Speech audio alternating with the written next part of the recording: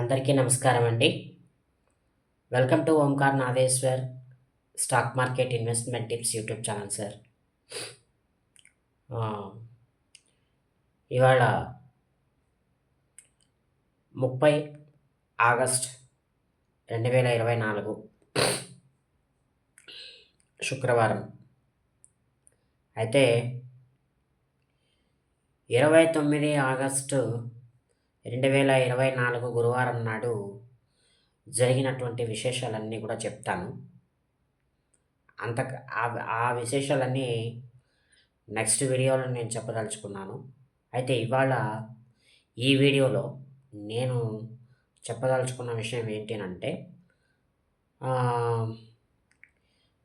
నిన్న అనగా 29 ఆగస్ట్ 2024 గురువారం నాడు నిఫ్టీ అనేది మరలా తిరిగి ఆల్ టైమ్ హై టచ్ చేసింది. ఇంచుమించుగా ఒక 200 నుండి 250 పాయింట్ల దాకా, ఇంచుమించుగా ఒక 200 పాయింట్లు వేసుకోండి. 200 పాయింట్లు అప్ అండ్ డౌన్స్ మూవ్ చేసింది నిఫ్టీ అనేది. అటు ఇటు అటు ఇటు. లో చూసుకున్నట్టయితే 24,950, హై చూసుకున్నట్టయితే 25,190. అరౌండ్ 200 నుండి 250 పాయింట్ల దాకా నిఫ్టీ అనేది మూమెంట్ రావడం అనేది మనం చూస్తున్నాం. మొదట్లో నిఫ్టీలో అందరూ ఏం చేశారంటే, మార్కెట్ మైనస్లో ఓపెన్ అయింది. మైనస్లో ఓపెన్ అయినప్పుడు అందరూ పుట్స్ అనేవి కొనడం జరిగింది. నిన్న Nifty and monthly F and O expiry కూడా ఉండింది. నిఫ్టీ ఏమో weekly expiry, all segment F and ఓనేమో మంత్లీ ఎక్స్పైరీ ఉండింది. సో నిన్న మార్కెట్ వోలటాలిటీ అనేది బాగా హెవీగా ఉండిందనమాట. అంటే రెండింటి వరకు కూడా మార్కెట్‌లో పెద్ద మూవ్‌మెంట్ అంటూ ఏం లేదు. తర్వాత ఏమైంది, అన్‌ఎక్స్‌పెక్టెడ్‌గా మార్కెట్స్ అనేవి పెరగడం మనం చూసాం రెండింటి తర్వాత. అరౌండ్ 130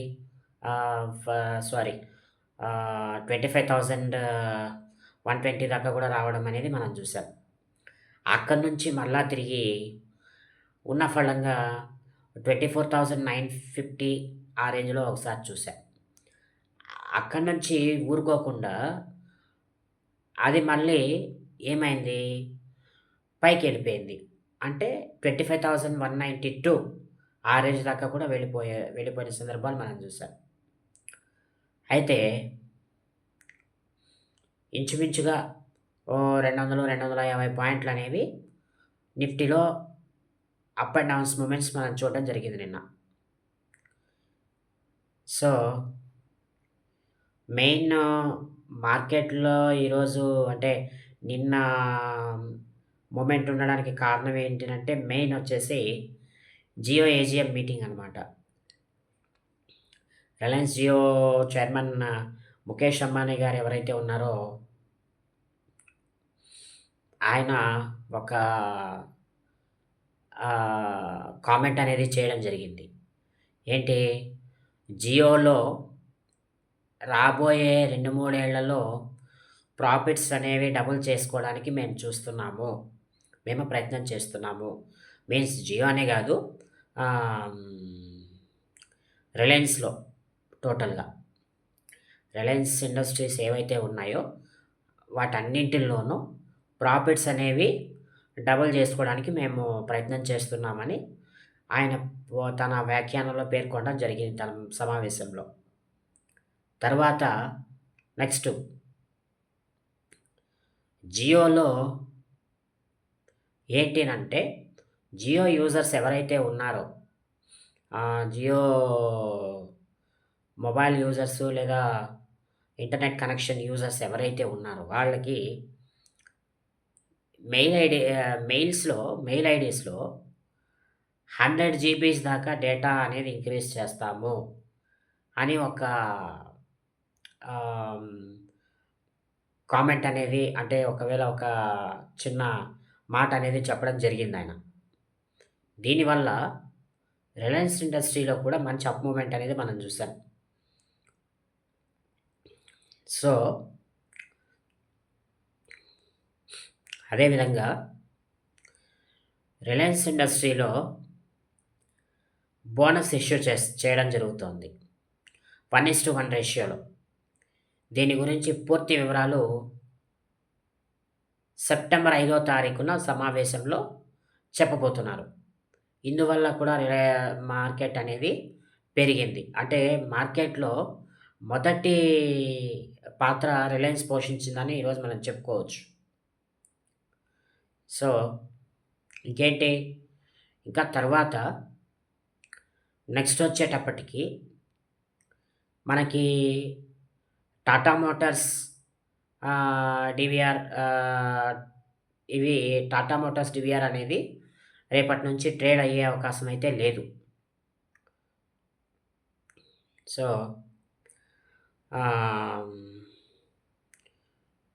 దీనివల్ల ఈ మర్జర్ ప్రాసెస్ వీటి వల్ల కూడా టాటా మోటార్స్ అనేది మంచి పెర్ఫార్మన్స్ అనేది చేయడం జరిగింది నిన్న. ఇకపోతే బ్యాంక్ నిఫ్టీ అనేది ఇంచుమించుగా ఒక 500 పాయింట్ల గ్యాప్ అప్, గ్యాప్ డౌను పెద్ద మూమెంట్స్ అనేవి లేకుండా అటు ఇటు ఉండడం అనేది జరిగింది. అంటే మూమెంట్స్ అంటే ఒక 200, 300 పాయింట్లు. అంటే లో చూసుకున్నట్టయితే 50,000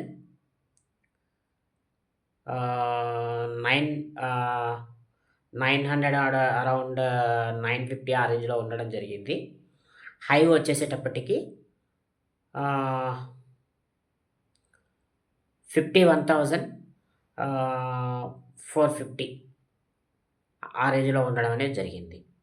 సో, ఓవరాల్‌గా ఒక పెద్ద హయ్యర్ లోస్, హయ్యర్ హైస్ ఏం పెద్ద ఫార్మ్ చేయలేదు ఈరోజు. బానే జరిగింది. పర్లేదు. సో, నేనైతే ఏం చెప్తానంటే బ్యాంక్ నిఫ్టీలో 50,900 క్రాస్ అయితే కొంచెం జాగ్రత్తగా ఉండాలి. కిందకి వెళ్ళే ఇంకొక 1000 పాయింట్లు కిందకి వెళ్ళే అవకాశం అయితే ఉంది. అంటే 49,000 చూసే అవకాశం అయితే ఉంది. అదేవిధంగా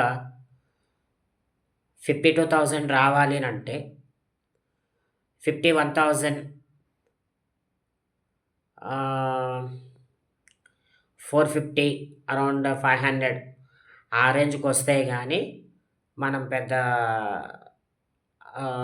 గ్రోత్ అనేది మనం చూడలేం. ఓవరాల్‌గా 50,900 మీదన ఉన్నంత దాకా బై ఆన్ డిప్స్ అనేవి చెప్తాను నేను. ఒక 100-50 పాయింట్స్ స్టాప్ లాస్ తోటి మీరు బై చేసుకోవచ్చు. 51,000, 51,500కి వెళ్ళే అవకాశం కూడా ఉందిలెండి, అది వేరే విషయం. సో, బ్యాంక్ నిఫ్టీలో అయితే ఉన్న న్యూస్ అయితే ఇది. సో, ఇకపోతే ఈరోజు అంటే 30 ఆగస్ట్ 2024 శుక్రవారం రోజున ట్రేడింగ్ సెషన్స్ ఎట్లా ఉండబోతున్నాయి అనంటే బహుశా స్మాల్ కన్సాలిడేషన్ అనేది కొనసాగే అవకాశం అయితే ఉంటుంది. మార్కెట్‌లో ఎప్పటికప్పుడు నిఫ్టీలో న్యూ రికార్డెడ్ హైస్ క్రియేట్ అవుతున్నప్పటికీ కూడా మార్కెట్ అనేది దాన్ని నిలబెట్టుకోలేకపోతుంది. ఎక్కడికక్కడ ప్రాఫిట్ బుకింగ్స్ అయితే వస్తున్నాయి. సో, రేపటి రోజున నేనేమంటానంటే 25,000 మీదన గనక మార్కెట్ ఉండగలిగితే అప్పుడు మనము బై సైడ్ వెళ్ళే అవకాశం అయితే ఉంటుంది. అదే 25,000 కిందకి ఎప్పుడైతే నిఫ్టీలో కిందకి వెళ్తుందో అప్పుడు స్మాల్ కన్సాలిడేషన్ తోటి కింద మార్కెట్ కాస్త కింద పడే అవకాశం అయితే ఉంది. ఇంకొక 200, 300 పాయింట్లు గ్యాప్ డౌన్ జరిగే అవకాశం అయితే ఉంది.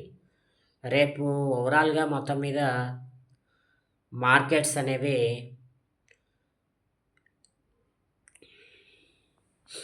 25,200, 250 లేదా